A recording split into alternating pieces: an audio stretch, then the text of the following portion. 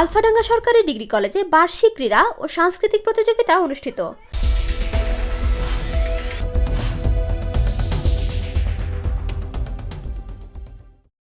ফরিদপুরের আলফাডাঙ্গা সরকারি ডিগ্রি কলেজে অত্যন্ত আনন্দঘন পরিবেশে বার্ষিক ক্রীড়া ও সাহিত্য সাংস্কৃতিক প্রতিযোগিতা অনুষ্ঠিত হয়েছে।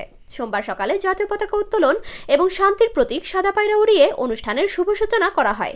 এরপর বিএনসিসি ও রোভার স্কাউটদের চৌকস কুচকাওয়াজ এবং অলিম্পিক মশাল প্রজ্বলনের মাধ্যমে এক উৎসবমুখর পরিবেশের সৃষ্টি হয়। অনুষ্ঠানে প্রধান অতিথি হিসেবে উপস্থিত ছিলেন কলেজের অধ্যক্ষ মোহাম্মদ আব্দুস সালাম। অনুষ্ঠানটির সভাপতিত্ব করেন শিক্ষক পরিষদের সম্পাদক প্রবীর কুমার বিশ্বাস।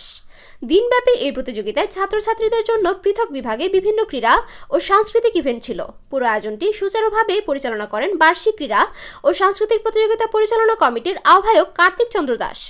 কলেজের শিক্ষক শিক্ষার্থী ও অভিভাবকদের স্বতঃস্ফূর্ত উপস্থিতিতে অনুষ্ঠানটি এক মিলন মেলায় পরিণত হয়। ফরিদপুরের আলফাডাঙ্গা থেকে মিয়া রাকিবুল, গণমানুষের আওয়াজ। এবার আর কোনো ভুল করিনি।